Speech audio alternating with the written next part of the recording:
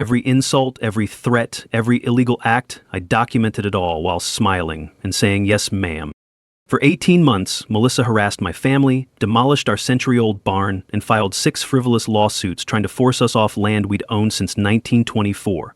This Silicon Valley transplant thought she could bully some backward rancher into selling cheap so her development company could build luxury condos on our property. What this entitled HOA president didn't realize was that my great-grandfather didn't just build our ranch, he also built the dam that keeps her $2,300,000 lakefront mansion from sitting next to a muddy creek. See, federal infrastructure agreements from 1943 are funny things. They give you authority that trumps every local law, every HOA rule, and every county court order. And when someone spends over a year committing federal crimes while trying to steal your family's legacy, well, that's when you stop playing defense and start teaching lessons about underestimating the wrong rancher. Where are you watching this from, by the way? Drop a comment below, because you're about to see what happens when old-school justice meets modern-day Karen, and I promise it's more satisfying than anything you've seen on social media. Let me paint you a picture of Whispering Pines Valley, Montana. Population 847 souls, nestled around the pristine waters of Lake Serenity like a postcard from a simpler time. The morning mist rises off that lake with the smell of pine needles and possibility, carrying the sound of loons calling across waters so clear you can see the bottom 20 feet down. My family's been here since 1924, when my great-grandfather Samuel Morrison staked his claim and built the Morrison Ranch with nothing but determination and calloused hands. That barn Melissa destroyed? Samuel carved every beam by hand, raised it with the help of neighbors who understood that when you build something to last, you build it with your community. But here's the thing about Lake Serenity. It's not exactly natural. Back in '43, Samuel worked with the Roosevelt administration to build the dam system that created this paradise. The taste of that lake water is crisp and clean because 3 generations of Morrisons have maintained those dam controls with the precision of a Swiss watch. I'm 52 now, work as a hydraulic engineer for the county water district, and after my divorce last year, my teenage daughter Emma spends summers with me. That barn was her sanctuary, the acoustics were perfect for practicing violin, and the old wooden rafters would echo with Bach and Beethoven like a concert hall built by angels. Enter Melissa Thornfield, 45, former Silicon Valley executive who bought the most expensive lakefront property 18 months ago for $2.3 million, cash. She talks like a corporate PowerPoint presentation and treats locals like quaint obstacles to her vision.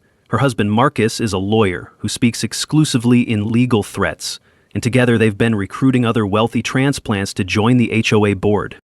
The first sign of trouble came when Melissa declared my century-old barn violated new aesthetic standards and disrupted property sight lines.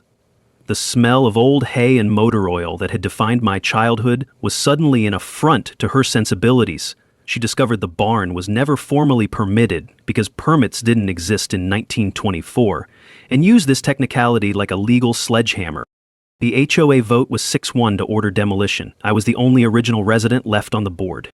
Emma's violin practice had become the soundtrack of defiance, her music floating across the valley every evening like a reminder of what we were losing.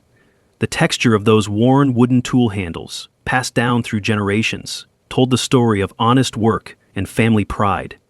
The taste of dust and defeat filled my mouth as the demolition crew arrived that morning. But here's what really stung. This wasn't just about aesthetics. I started noticing a pattern. Every multi-generational family in the valley was facing some kind of HOA harassment. The Chens got cited for their vegetable garden. The Rodriguez family was fined for their excessive truck repairs. The Patel's roadside fruit stand suddenly violated commercial activity rules. Melissa's Facebook group, Whispering Pines Beautification, was actually a hit list of local families she wanted gone. Her posts read like a real estate developer's wish list. Once we clear out these unsightly agricultural activities, property values will soar. The financial hit was immediate. That barn housed $40,000, 0 cents worth of ranch equipment and vintage vehicles, including my grandfather's restored 1952 Ford that Emma was planning to drive to prom. But the emotional cost was deeper. Watching that structure collapse felt like watching my family's DNA being erased from the landscape. Emma cried that night, not just for the barn, but for what it represented. "Dad," she said, It's like they're trying to delete our history. The kid was right. This wasn't about property values. It was about erasing the people who built this place so newcomers could pretend they discovered paradise. That's when I realized I wasn't just fighting for my barn. I was fighting for the soul of Whispering Pines Valley, and I had advantages that Melissa couldn't possibly understand. Advantages that went back 80 years to a handshake deal between my great-grandfather and the federal government. The real war was just beginning. Melissa didn't waste time celebrating her barn victory. Within a week, she filed noise complaints about my 6 a.m. ranch work, claiming it violated HOA's newly instituted quiet hours from 7 p.m. to 8 a.m. The woman who'd never heard a rooster crow in her life was suddenly an expert on rural noise ordinances. Her lawyer husband Marcus sent me a certified letter that read like a legal ransom note. $500, 0 cents, daily fines for disturbing the peace of the community. The paper had that expensive law firm letterhead smell, all cotton fiber and condescension. Marcus's signature looked like it was designed to intimidate rather than communicate. But here's where Melissa made her first strategic error. She started documenting everything on social media, posting photos of my unsightly ranch equipment with captions about bringing civilization to the wilderness. Her Tesla would cruise past my property at odd hours, her phone pressed against the passenger window like she was conducting surveillance on enemy territory. That's when I decided to do some digging of my own. I spent 3 evenings at the county courthouse, pulling property records and deed transfers until my eyes burned from the microfilm reader. The taste of stale courthouse coffee became my fuel as I traced the paper trail of Melissa's land acquisition. What I found made my blood run cold. Her property had been sold to her by the Hendricks family, but old Tom Hendricks hadn't wanted to sell. The records showed a suspicious sequence. Property tax assessment mysteriously tripled, then a distressed sale to a holding company, then an immediate transfer to Melissa at below market rates. But here's the legal nugget that changed everything. Buried in my family's original deed was a clause granting perpetual agricultural use rights that predated any HOA formation by 70 years. Agricultural use rights are like mineral rights. They run with the land and can't be voted away by newcomers. One sentence takeaway: when you inherit land, you inherit rights that are often more valuable than the property itself. I started connecting with other longtime residents, and the pattern became clear. Every original family was facing coordinated harassment designed to force them out. Mrs. Chen, the retired teacher, had been keeping detailed notes on every HOA meeting. Her handwriting was precise as a legal brief, as she documented each suspicious vote and manufactured crisis. The mini twist came when Melissa escalated to reporting my unpermitted water usage to the state environmental agency. She claimed my cattle were polluting the lake and demanded an immediate investigation. The irony was delicious. The woman was attacking the very family that kept her lake filled with clean water. But I had an ace up my sleeve. As a hydraulic engineer, I knew exactly how much water my ranch used, and I had decades of documentation proving our conservation efforts. More importantly, I started researching the lake's water flow patterns and made a discovery that would change everything. Lake Serenity exists because of a dam system my great-grandfather helped design. The sound of water flowing through those controls was like a mechanical heartbeat that had kept this valley alive for 80 years. Every morning, I'd check the gauges and listen to the steady rhythm of the pumps, never realizing I was holding the keys to the kingdom.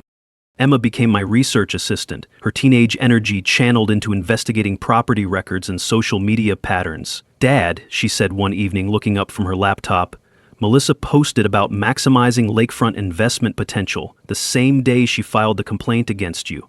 This isn't about noise, it's about money." The kid was brilliant. She'd figured out what took me weeks to understand. I started building a case file, documenting every HOA action with the methodical precision of an engineer. Photos, timestamps, legal correspondence, everything went into manila folders that grew thicker by the day. The local diner became our unofficial resistance headquarters, where ranch families would gather over coffee that tasted like liquid determination mixed with spite. Mrs. Chen revealed that Marcus had been pressuring the county assessor about reassessing rural properties to reflect current market values. Translation: they wanted to tax us out of our land. The smell of corruption was stronger than diesel exhaust from the construction equipment that seemed to be perpetually improving HOA properties. But the real power shift came when I discovered the water rights documentation. My great-grandfather hadn't just helped build the dam, he'd negotiated federal protections that gave the Morrison family permanent authority over the water system. The papers were yellowed with age, but legally binding, filed with both county and federal agencies. Melissa could threaten all she wanted, but she was attacking the very family that controlled her property's existence. The woman who thought she was playing chess was actually playing checkers against someone who'd inherited the entire board. If Melissa thought her noise complaints were clever, her next move was pure financial warfare. My property taxes mysteriously jumped from $1,200.00 to $8,400.00 annually, a seven-fold increase that smelled like backroom dealing and selective enforcement. The county assessor's office claimed it was part of a comprehensive market adjustment, but somehow only my property and two other ranch families got reassessed. Simultaneously, the HOA voted to require an architectural review for any ranch maintenance, complete with $5,000.00 application fees. Want to fix a fence? $5,000, please. Replace a barn door? Another $5,000. Marcus's law firm, conveniently, was the only qualified reviewer for agricultural modifications. But Melissa's psychological warfare was even more disturbing. She started parking her Tesla at the end of my driveway during my morning coffee breaks, filming me through the windshield like I was some kind of wildlife exhibit. Her phone would be pressed against the glass, recording my every move for what she called her property security documentation. The taste of my morning coffee turned bitter with the realization that I was being hunted in my own home. That's when my engineering background became my secret weapon. I started studying the lake's water flow patterns with the same precision I used for county projects. Late nights in my workshop, surrounded by hydrological charts and flow calculations, I began to understand something that would change the entire dynamic. Lake Serenity wasn't just artificially maintained. It was completely dependent on a dam system that my great-grandfather had helped design in 1943. The mechanical hum of those pumps wasn't just background noise. It was the sound of my family's legacy keeping Melissa's investment afloat. I pulled the original federal documentation from the National Archives, documents that smelled like old leather and government bureaucracy. What I found was pure gold.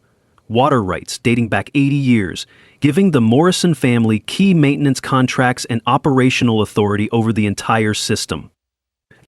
Here's the legal nugget that changed everything. Water rights in the West are like finding gold, and they're often worth more than the land itself. One sentence takeaway: control the water, control everything that depends on it. The mini twist came when Emma's detective work uncovered Marcus's dirty dealing. She found county records showing his law firm received a $50,000.00 consulting fee from Mountain Vista Development Company the same week my taxes got reassessed. The timestamps were damning. Payment on Monday, reassessment filed on Wednesday. "Dad, look at this," Emma said, her laptop screen glowing in the workshop light. Mountain Vista Development had options to buy distressed properties throughout Whispering Pines Valley. The company was betting on families like mine being forced to sell due to financial pressure. This wasn't about property values or community standards. This was about land speculation, pure and simple. I started connecting dots with the methodical precision of a crime scene investigator. Mrs. Chen revealed that 3 other families had received similar tax reassessments, all properties that Mountain Vista had flagged for potential acquisition. The pattern was clear. Create financial pressure, force sales, then develop luxury properties for wealthy transplants. But here's where Melissa's plan had a fatal flaw. The lake that made these properties valuable existed entirely at the discretion of my family's water rights. Every morning when I checked the dam controls, feeling the smooth metal of levers worn by 3 generations of Morrison hands, I was touching the heart of her entire scheme. The sound of morning mist rising from Lake Serenity was like whispered encouragement from the past, reminding me that my great-grandfather had built protections into this system for exactly this kind of threat. The taste of lake air carried hints of pine and possibility, but also the metallic tang of coming confrontation. I began documenting water quality throughout the valley, using my engineering connections to conduct independent testing. The results were startling. Melissa's own septic system was leaching into the lake she claimed to protect. Her environmental concerns were projection at its finest. Emma started a social media campaign highlighting the valley's real history, posting photos of Samuel Morrison building the original dam, of 3 generations maintaining the water system that kept the community alive. Her posts were getting thousands of shares from rural communities facing similar gentrification pressure. Meanwhile, Melissa's cleanup day publicity stunt backfired spectacularly when environmental reporters started investigating the lake's history. They discovered that the Morrison family had been practicing sustainable water management decades before it became trendy, protecting wildlife habitats and maintaining ecological balance through careful stewardship.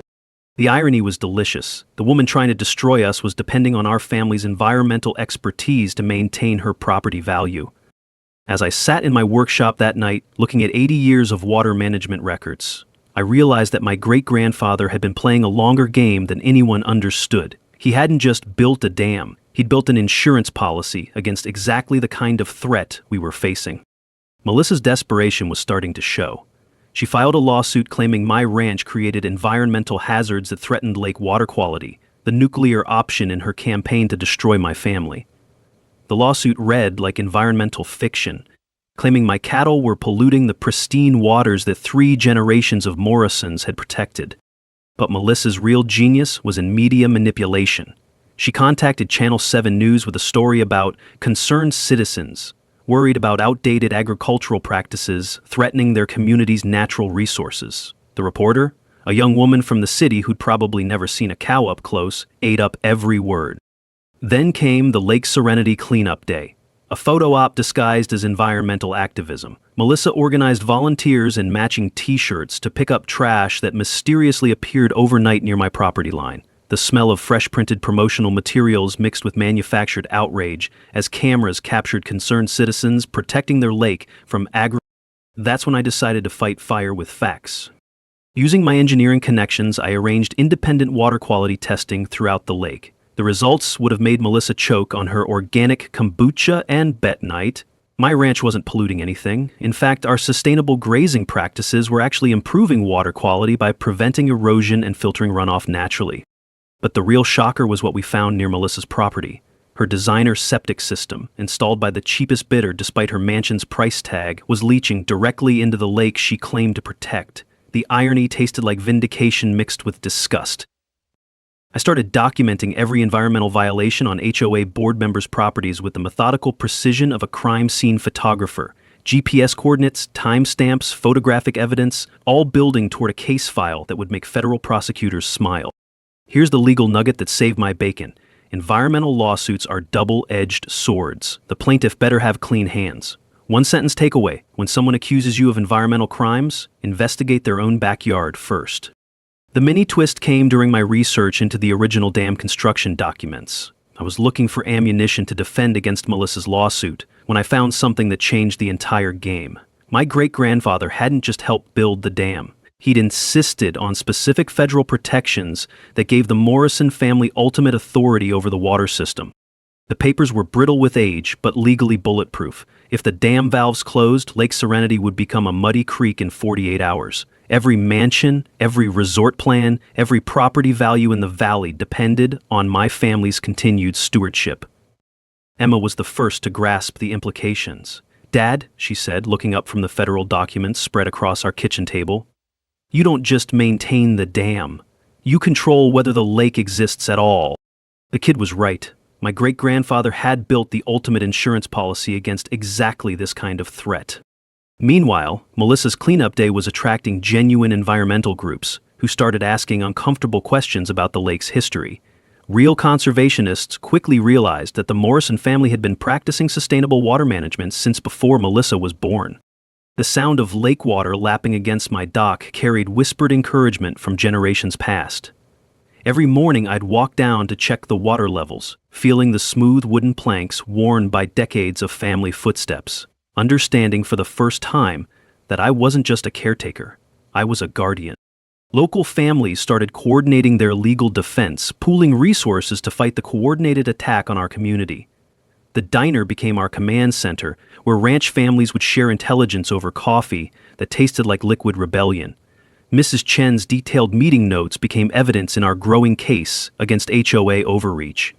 Melissa's biggest mistake was underestimating the power of social media in the hands of a motivated teenager. Emma's documentation of our environmental stewardship went viral in rural communities nationwide, attracting attention from land rights advocacy groups and environmental justice organizations. The environmental lawsuit became Melissa's liability when her own violations surfaced. Channel 7 News ran a follow-up story about the concerned citizen whose septic system was actually polluting the lake she claimed to protect. The reporter's tone shifted from sympathetic to skeptical as the facts emerged. But the real power shift happened when I realized that every property around the lake depended on infrastructure my family controlled. Melissa had been trying to destroy the very people who kept her investment valuable. It was like attacking the foundation while standing on the roof.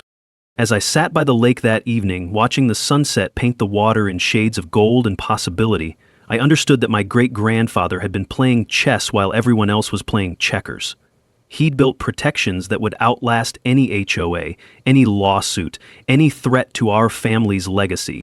The war was far from over, but for the first time since this started, I held all the cards. The game-changing discovery came at 2 a.m. on a Tuesday, buried in a box of federal documents that had been gathering dust in my workshop for decades. I was cross-referencing water rights with environmental protection laws when I found papers that made my hands shake, literally shake as I read them. The 1943 federal agreement didn't just grant my family maintenance contracts. It classified the dam system as critical infrastructure, essential to regional water security. Any attempt to remove or restrict the dam operator's access wasn't just illegal, it was a federal crime, punishable by up to 10 years in prison. My great-grandfather Samuel hadn't just been building a dam, he'd been building a fortress of legal protection that would span generations. The papers smelled like old leather and government authority, each page stamped with official seals that carried the weight of the Roosevelt administration's wartime infrastructure priorities.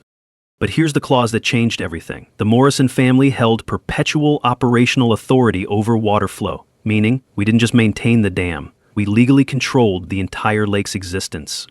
The federal backing came from a time when America understood that critical infrastructure couldn't be subject to local political pressure. The legal nugget that saved our legacy, federal infrastructure agreements from the 1940th are like constitutional amendments. They trump all local ordinances. One sentence takeaway, when your great-grandfather made a deal with the federal government, that handshake carries more weight than any HOA board vote. Emma's contribution to this revelation was brilliant. While I was drowning in legal documents, she was conducting digital detective work that would make the FBI proud. Her laptop screen glowed in the workshop darkness as she uncovered Melissa's social media posts about monetizing lake access and creating Lake Serenity Resort, LLC. "Dad, look at this," Emma said, her voice tight with excitement. She'd found property records showing that Marcus's law firm represented Mountain Vista Development, the same company that had been systematically buying up distressed properties throughout the valley. A smoking gun was a planning document Emma found in county records. Mountain Vista's development proposal included a private resort, exclusive lake access, and residential property starting at $3 million. The timeline was aggressive. They needed to clear out existing residents within 6 months to break ground by spring. Suddenly, everything made sense. The barn demolition, the harassment campaign, the environmental lawsuit. It was all designed to force my family off land that anchored the entire development scheme. Melissa wasn't just some petty HOA tyrant. She was the advanced scout for a coordinated land grab. But she'd made a fatal miscalculation. Her entire investment, her husband's legal fees, the development company's timeline, everything depended on maintaining a lake that existed entirely at my family's discretion. The historical context made this even more powerful. Samuel Morrison had insisted on federal protections after watching other ranching families pushed off their land by railroad companies and mining interests. He'd seen what happened when local politics could override property rights, and he'd built safeguards that would protect future generations. Mrs. Chin's detailed HOA meeting notes revealed that Melissa had been planning this campaign for over a year, recruiting board members and positioning allies before making her first move. The coordinated nature of the attacks wasn't coincidence. It was evidence of conspiracy. The community impact was immediate once word spread. Longtime residents realized they weren't facing random HOA overreach but organized gentrification designed to erase their heritage and replace it with artificial luxury. The taste of that realization was bitter as black coffee, but it unified families who had been fighting isolated battles. Media interest exploded when environmental groups learned that a century-old sustainable water management system was being threatened by resort development. The story became a perfect symbol of corporate greed versus environmental stewardship, authentic heritage versus manufactured luxury. But Melissa's vulnerability was now completely exposed. Her property value, her resort plans, her entire financial future depended on a lake that could disappear with the turn of a valve controlled by the family she'd been trying to destroy. The irony was perfect. The woman who thought she was playing chess had actually been playing checkers against someone who owned the entire board. The Morrison Ranch kitchen became War Room Central. Maps and documents spread across the table like a general's battle plan. The smell of strong coffee mixed with the mustiness of 80-year-old federal papers as our core team gathered. Me, Emma, Mrs. Chen, and 3 other displaced ranch families whose properties were in Mountain Vista's crosshairs. "Here's what we're dealing with," I said, pointing to a timeline Emma had created on her laptop. "Melissa isn't just some power-hungry HOA president. She's the advanced team for a development scheme that needs us gone to succeed." The plan was elegant in its simplicity. Let Melissa continue her aggressive tactics while we documented every violation, every overreach, every piece of evidence that would prove organized conspiracy. Like a controlled burn, we'd let her feed the fire that would ultimately consume her. Mrs. Chen, bless her retired teacher's heart, had been keeping notes that read like a legal brief. Her handwriting was precise as court stenography as she documented each suspicious vote and manufactured crisis. "I've got 18 months of HOA meeting minutes," she said, "and the pattern is clear as daylight." My engineering background became our secret weapon for technical preparation. I conducted a full systems check of the dam controls, ensuring every valve and monitoring device functioned with Swiss watch precision. The mechanical hum of the equipment sounded like a heartbeat keeping our valley alive, each gauge reading recorded and time-stamped for legal documentation. The water flow modeling took 3 weeks of computer simulations, but the results were devastating for Melissa's plans. If the dam valves closed, Lake Serenity would drain to 30% capacity within 48 hours, revealing mudflats that smelled like rotting vegetation and broken dreams. Property values would crater faster than a stock market crash. Emma became our social media strategist, her teenage digital fluency channeled into telling the real story of Whispering Pines Valley. Her laptop keys clicked like digital drumbeats of revolution as she posted historical photos and family stories that went viral in rural communities nationwide. "The trick," Emma explained, "is showing people that this isn't just about us. Every small community faces the same threats from people who see heritage as an obstacle to profit." Our legal preparation was methodical as a crime scene investigation. Every HOA action, every threat, every violation got documented and time-stamped. The manila folders grew thicker by the day, each piece of evidence adding weight to our case like stones in a scale of justice. Here's the knowledge nugget that became our foundation. In legal warfare, the best defense is a perfectly documented offense. One sentence takeaway: when someone's trying to destroy you systematically, systematic documentation becomes your most powerful weapon. The expert witnesses lined up like dominoes ready to fall. Environmental engineers who understood sustainable water management, water rights attorneys who specialized in federal infrastructure law, dam inspectors who could testify about the Morrison family's exemplary stewardship record. But the psychological game was just as important as the legal strategy. We adopted a rope-a-dope approach, absorbing Melissa's attacks while building an overwhelming counter-case. Every family she targeted became another ally in our corner, every overreach adding evidence to our conspiracy case. The local diner evolved into resistance headquarters, where ranch families coordinated strategy over coffee that tasted like liquid determination. The conversations buzzed with excitement as people realized they weren't fighting isolated battles, but part of a larger movement to protect rural heritage. Federal angle preparation involved researching infrastructure protection laws dating back to the New Deal. The papers were yellowed with age but legally bulletproof, establishing precedents that would make federal prosecutors salivate. Any interference with critical infrastructure operations violated multiple federal statutes. Our community organizing took on the energy of a grassroots political campaign.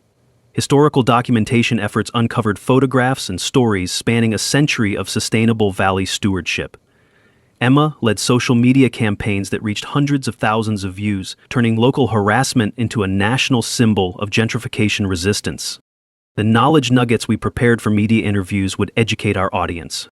Water rights are separate from property rights. You can own land but not control the water under it. Environmental lawsuits require clean hands. If you're polluting while suing someone else, you lose credibility. Federal infrastructure agreements from the 1940s often include enforcement mechanisms that supersede local laws. Building relationships with regional media became crucial as the story attracted attention from land rights advocacy groups. Reporters started understanding that this wasn't just local drama, but a perfect case study of corporate manipulation versus authentic community stewardship. The dam valve testing was almost ceremonial. My hands on controls, worn smooth by 3 generations of Morrison stewardship, feeling the power to drain a lake that supported million-dollar properties. The irony was perfect. The family Melissa was trying to destroy controlled the very infrastructure that made her investment valuable. As we finalized our strategy, the taste of victory was already sweet on our tongues. Melissa's desperation started showing in ways that would have been comical if they weren't so malicious. My ranch equipment began suffering mysterious damage. Hydraulic lines cut, fence posts loosened, gates left open so cattle could wander onto county roads. The smell of diesel fuel and vandalism hung in the morning air like a toxic fog of escalating warfare. The legal harassment reached absurd levels. Marcus's law firm was filing frivolous lawsuits weekly, each one designed to drain my resources rather than win in court. Noise violations for my rooster crowing, zoning complaints about my mailbox placement, environmental concerns about my compost pile. The paper trail of legal threats could have wallpapered my workshop. But Melissa's social warfare was the most insidious attack. She started spreading rumors about my mental stability and dangerous obsession with the dam, painting me as an unhinged extremist who might sabotage the community's water supply. Her Facebook posts read like psychological warfare, designed to isolate me from neighbors who might otherwise offer support. The economic pressure was coordinated and vicious.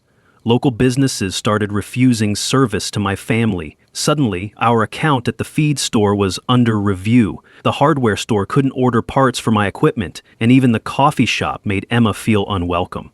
The taste of community rejection was bitter as burnt coffee grounds. That's when my engineering background became a counterintelligence operation. I installed a sophisticated monitoring system around my property, using the same precision sensors I employed for county water projects. The electronic hum of surveillance equipment blended with the mechanical rhythm of the dam controls, creating a symphony of technological protection. The results were pure gold. My security cameras captured Marcus sneaking around my property at 2 a.m., photographing equipment and checking for vulnerabilities. The night vision footage showed him trying to access the dam maintenance road, clearly searching for ways to interfere with the water system operations. Here's the knowledge nugget that changed everything. Sometimes the best response to harassment is a detailed investigation of the harasser. One sentence takeaway. When someone's attacking you systematically, they're usually hiding systematic crimes of their own. The mini twist came when Emma's detective work uncovered financial connections that would make federal prosecutors smile. She found cash payments from Mountain Vista Development to local troublemakers, the same guys who'd been damaging my equipment. The money trail was documented through social media posts where they flashed unexpected cash and bragged about easy side jobs. "Dad, look at this," Emma said, her laptop screen glowing with bank transaction records she'd cross-referenced with social media activity. "They're not even trying to hide the payments. These guys are getting paid to harass us." But Melissa's strategic error was escalating to federal crime territory. She attempted to physically block my access to the dam maintenance road, claiming it was HOA property, despite federal documentation proving otherwise. Her Tesla parked across the access gate like a very expensive barricade, while she filmed herself protecting community resources from unauthorized access.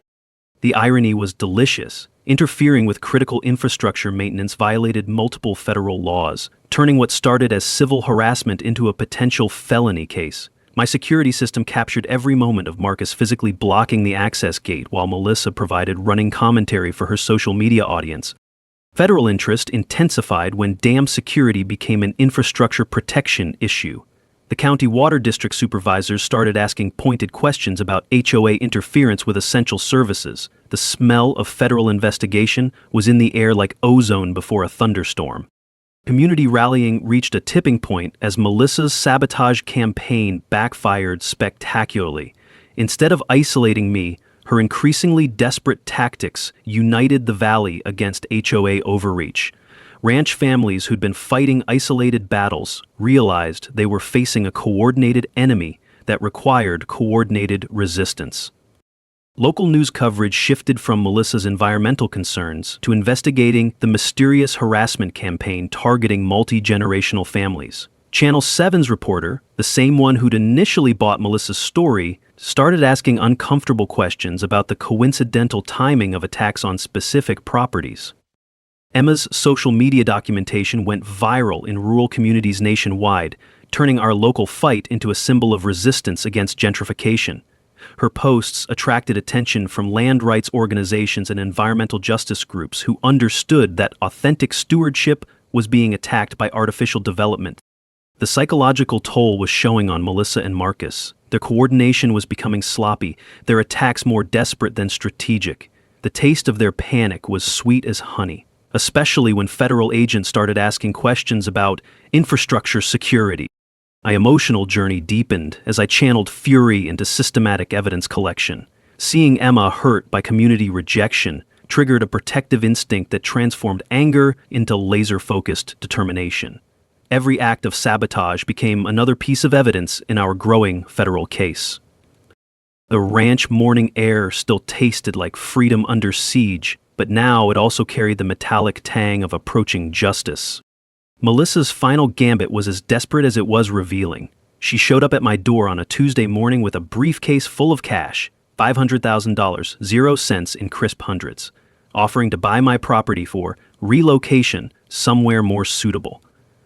The smell of new money mixed with expensive perfume and barely concealed panic as she laid out the bills like a poker player going all in with a losing hand.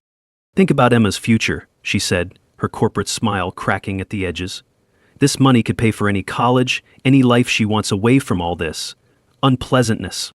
What she didn't realize was that my security system was recording every word, every gesture, every bill she counted onto my kitchen table. The bribe money came from Mountain Vista Development, the same company Marcus's law firm represented, proving the conspiracy we'd been documenting for months. When I refused, Melissa's mask finally slipped completely. "I will destroy your family's reputation permanently," she hissed, her voice losing all pretense of neighborly concern.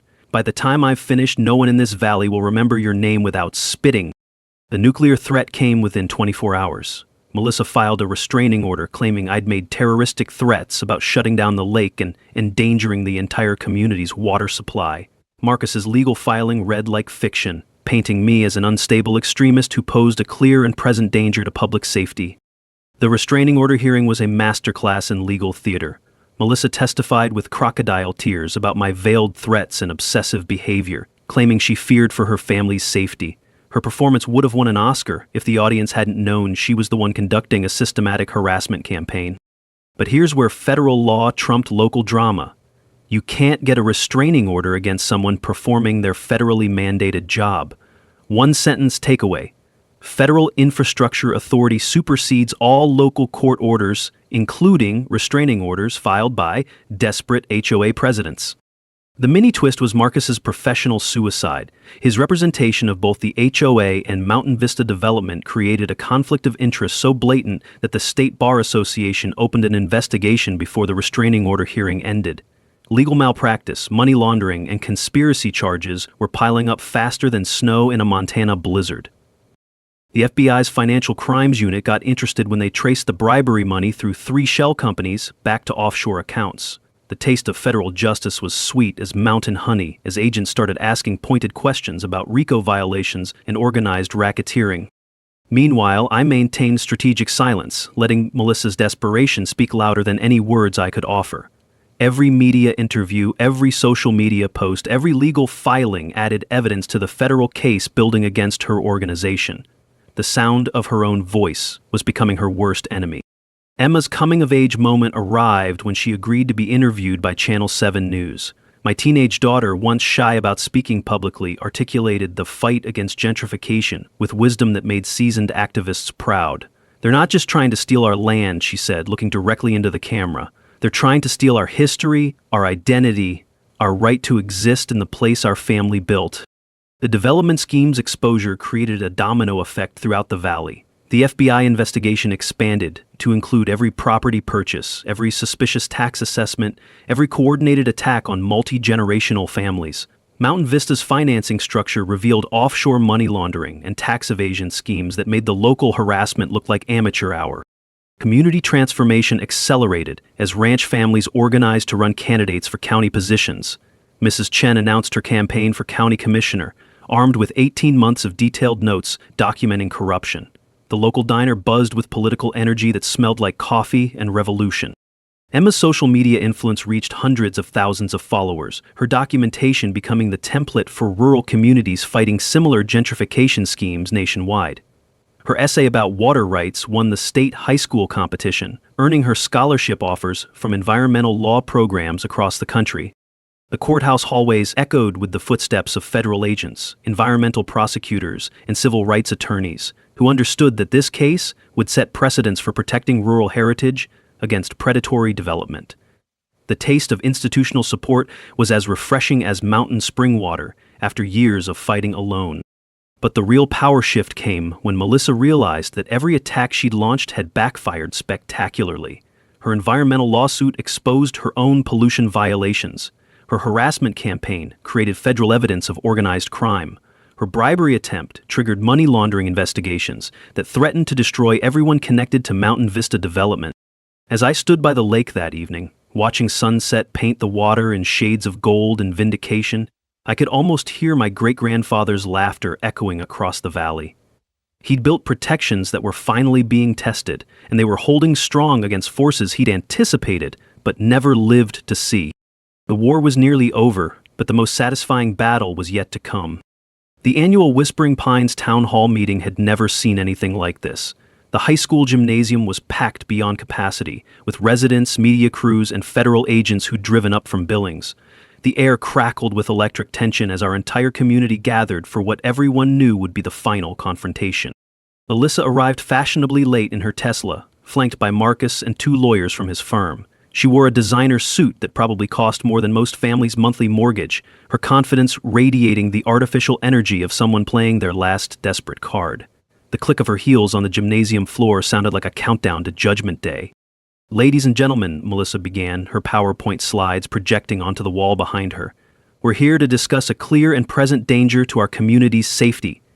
Her presentation featured photos of my property, dramatic claims about environmental hazards, and testimonials from concerned citizens who looked suspiciously like Mountain Vista development employees.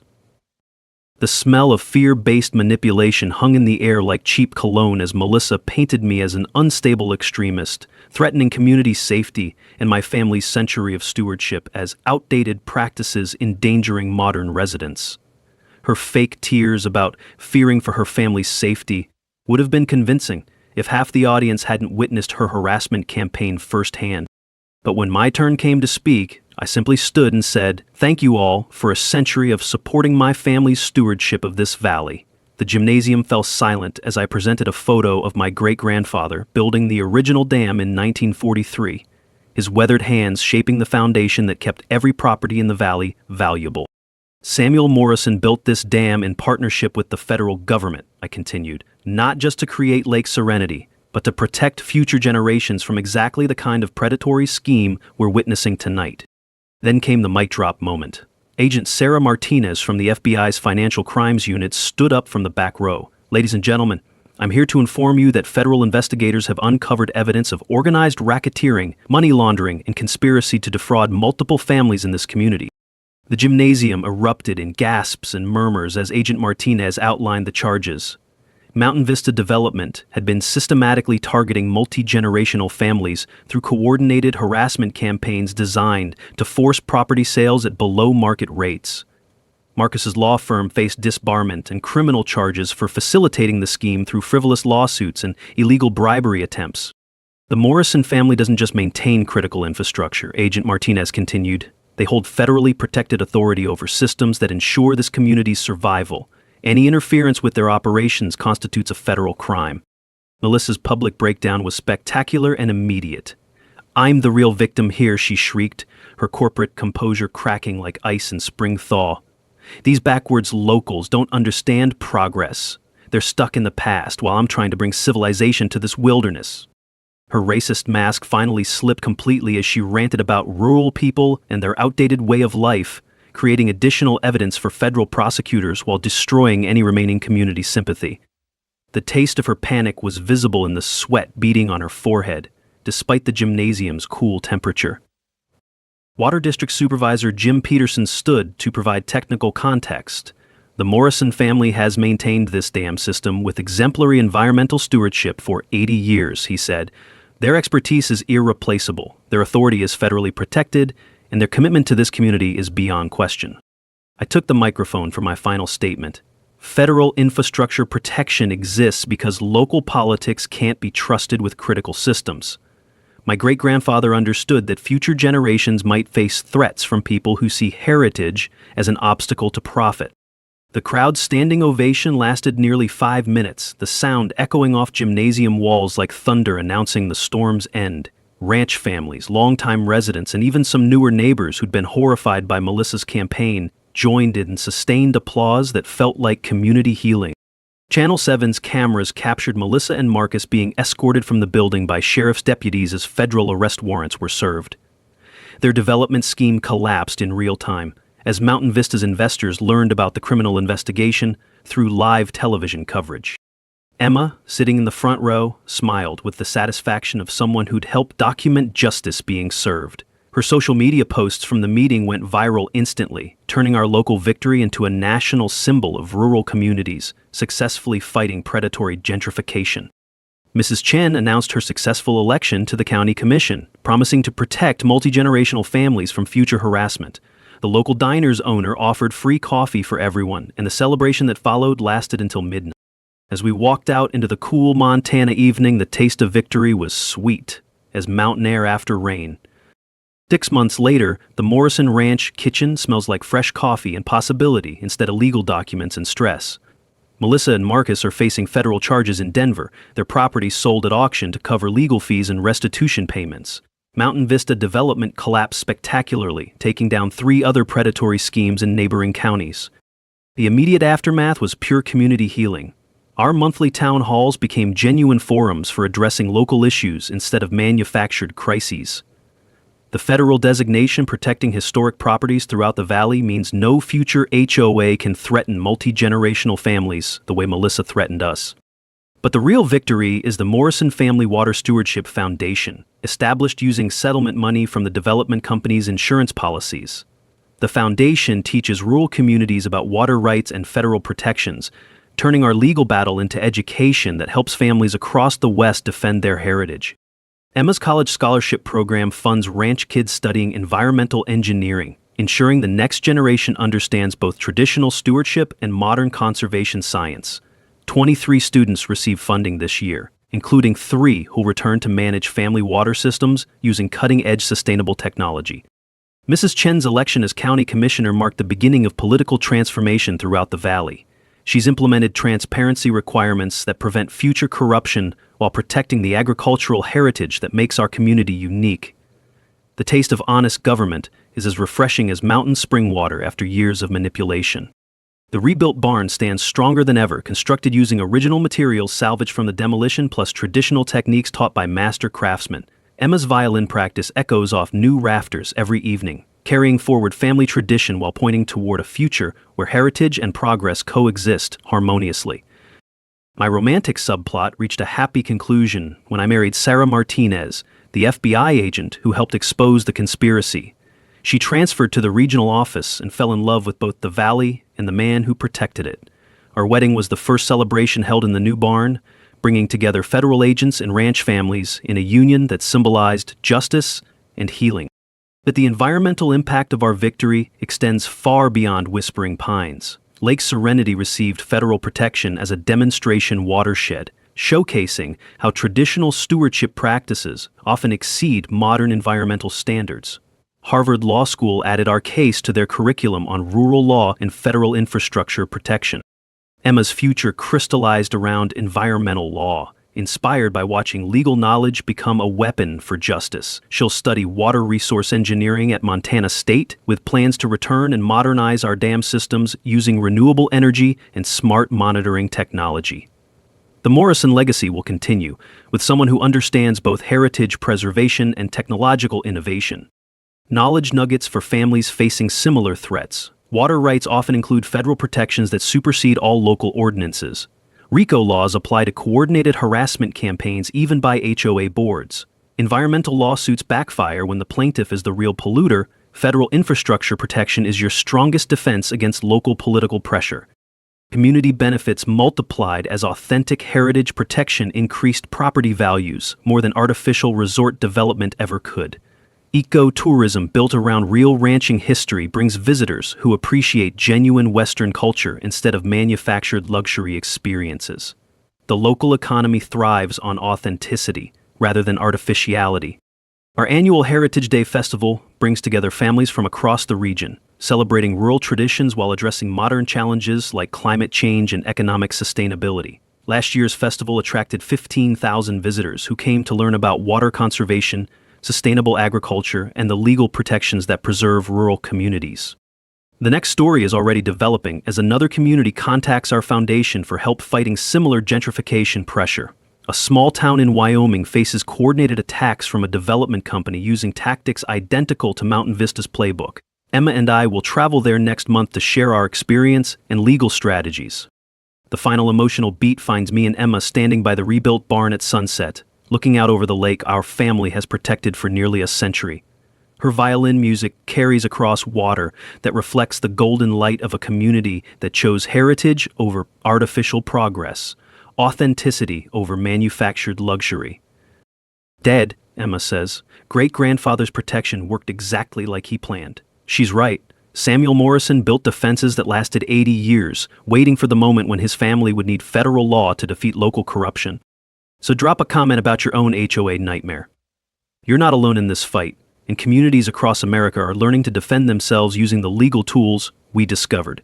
Hit that subscribe button to hear how other families are fighting back against gentrification and winning, with knowledge, patience, and federal law on their side.